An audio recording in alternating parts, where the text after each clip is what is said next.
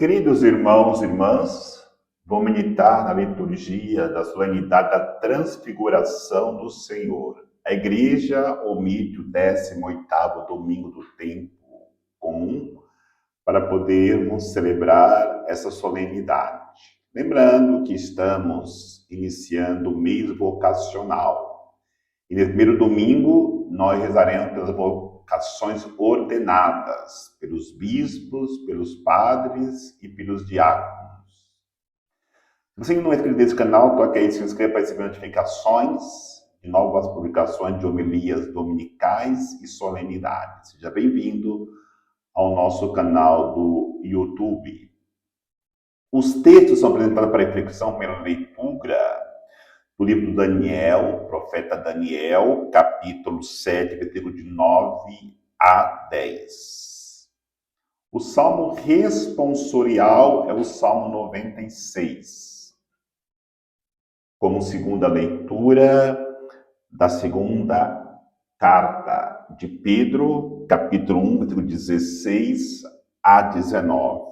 Evangelho de São Mateus, capítulo 17, versículo de 1 a 9. O que significa para a igreja, para os discípulos que subiram ao monte, para nós celebrarmos a transfiguração? É a revelação plena da pessoa de Jesus Cristo. Nós temos esse encontro dos discípulos com Jesus no Monte da Transfiguração, e ali se apresenta o Pai, e depois também, no meio desta comunhão entre o Pai, o Filho e os discípulos, se apresentam Moisés e Elias. Nós já conhecíamos, pelo menos na sua revelação, pelaquilo que fez, a figura do Pai. Jesus agora precisava e queria fazer isso, se revelar de fato quem ele era para alguns discípulos escolhidos por ele. Sabemos que o Pai criou o mundo em 6 dias e no 7º descansou.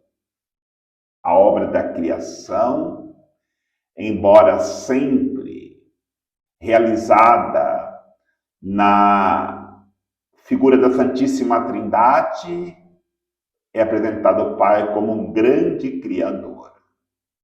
Sabemos que o Pai criou o homem, Adão, e da costela de Adão, ele criou Eva, a mulher.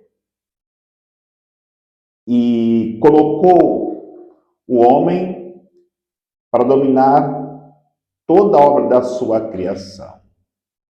Sabemos que esse homem se perverteu por causa do pecado e, por isso, este homem experimentou a dor do dilúvio, morreu a humanidade velha no pecado e surgiu uma nova humanidade a partir de uma decisão do Pai.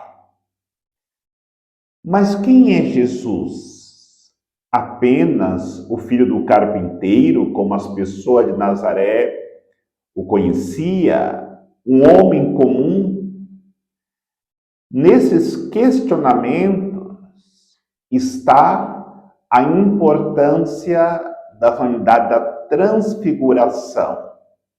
Porque até então, Pedro, Tiago e João, que foram convidados para subir ao monte, sabia que Jesus era um homem extraordinário, pelos milagres que realizava, pela forma que tratava as pessoas, pelas libertações realizadas, No entanto, eles não sabiam ainda que ali estava o Filho amado de Deus. E quando Jesus se transfigura no monte, eles ficam maravilhados porque ali foi revelado que Jesus era muito mais do que um homem comum. Foi difícil na história da igreja as pessoas entenderem esse mistério da transfiguração. E a segunda leitura mostra um pouco disso na figura do próprio São Pedro, que foi testemunha ocular desse episódio. As pessoas já estavam desanimadas. As perseguições que a igreja sofreu, as dificuldades de anunciar Jesus Cristo, fez com que as pessoas questionassem: será que esse Jesus que é anunciado, de fato, ele vai voltar como havia dito? E é nessa hora que entra Pedro, porque sendo testemunho ocular, ele vai dizer: não, eu fui testemunho ocular. Eu vi Jesus se transfigurar.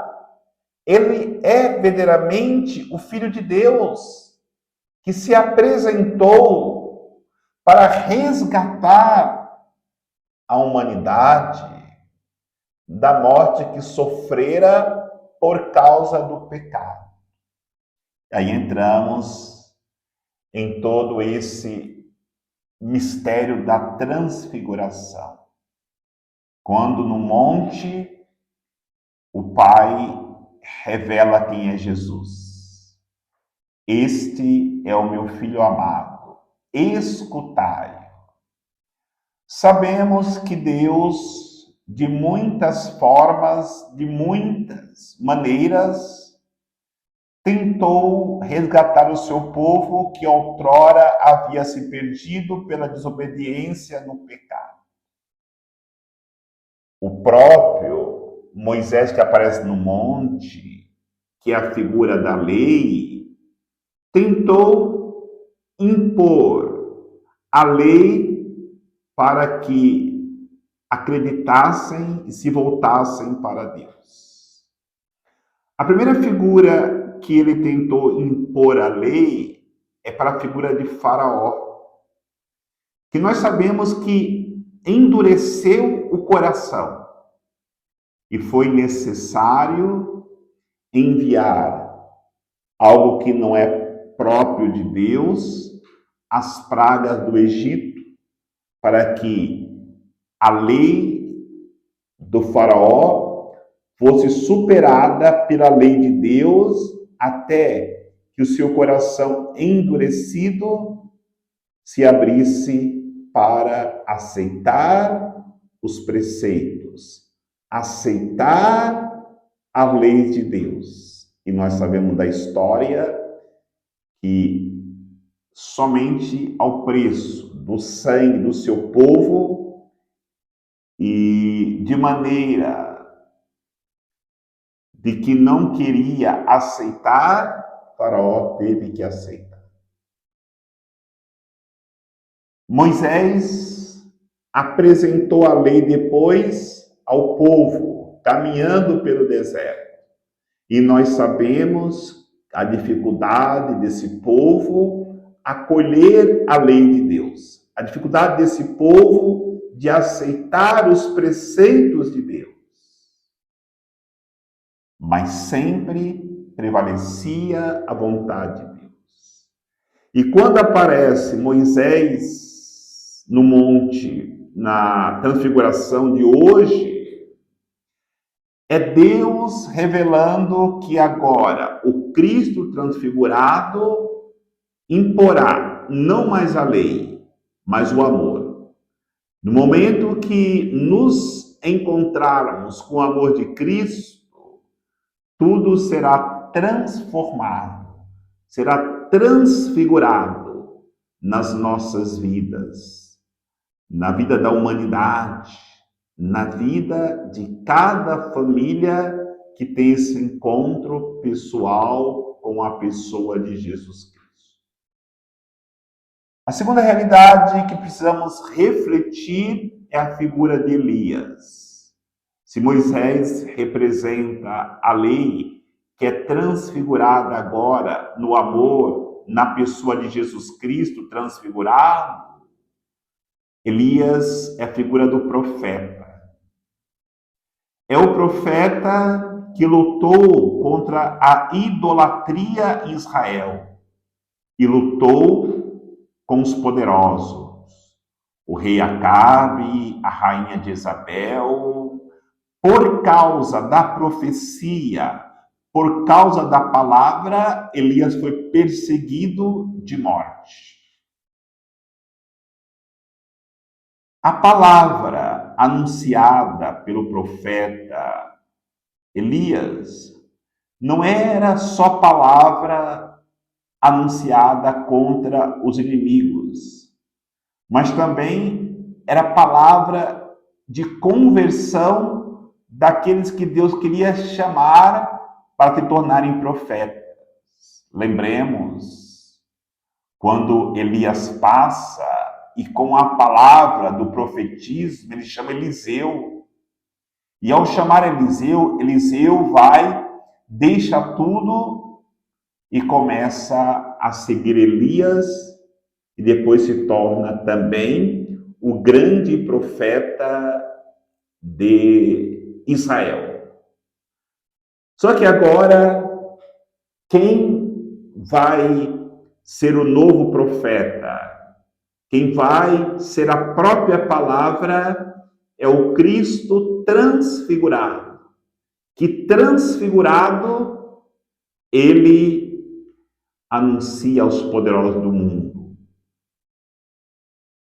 Ao ser transfigurado, ele anuncia aos seus novos discípulos a alegria do seguimento, da experiência de caminhar com Jesus numa vida nova. Elias cumpriu o seu papel de profetismo. Agora, no Monte da Transfiguração, fica bem claro, é Jesus agora a palavra, o profeta, que irá transfigurado, fazer com que essa palavra chegue a todos os corações, em qualquer parte do mundo. E a terceira realidade são os escolhidos para subirem ao monte. Pedro, Tiago e João. E quando é anunciado para eles a transfiguração de Jesus, que é o Filho amado do Pai, eles precisam entender, para poder experimentarem esta transfiguração, eles precisavam subir ao monte, Moriá, sacrificar tudo aquilo que eles eram apegados, como Abraão subiu o monte de Moriá para sacrificar Isaac, eles precisavam sacrificar tudo aquilo que eles eram apegados.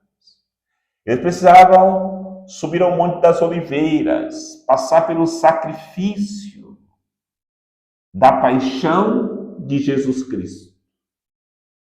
Eles precisavam passar pelo Monte Calvário, serem crucificados com Cristo para depois chegarem à transfiguração. E podemos nos questionarmos, mas por que foi o inverso? Antes de eles passarem da renúncia total, do sacrifício total da vida, pela cruz, pelo Calvário, eles passaram pela transfiguração. Exatamente, Jesus quis que eles passassem por essa experiência para eles entenderem que tudo o que eles iriam sofrer valeriam a pena. De dizerem depois, que bom estarmos aqui. Vamos armar aqui 3 tendas, no sentido deles sentirem tão bem ali que não existiria em nenhum lugar do mundo um lugar melhor de que estar na presença de Jesus transfigurado. Ou seja, ali foi uma amostra grátis de Deus para que eles se animassem para poder passar por tudo o que tinham que passar e assim poderem um dia viver para sempre na presença de Jesus transfigurado. E neste início do mês vocacional, nós também, como aqueles 3 discípulos, pela renúncia, pelo sacrifício, pela morte da cruz, ansiemos um dia nos encontrarmos com Cristo transfigurado, que nos dará a eternidade com Ele, porque Ele é capaz de conceder a todos aqueles que viverem essa intimidade com a sua presença transfigurada em seus corações, em suas vidas, a vida eterna, que é o projeto de Deus para toda a humanidade. Que o Senhor nos abençoe, em nome do Pai, do Filho e do Espírito Santo.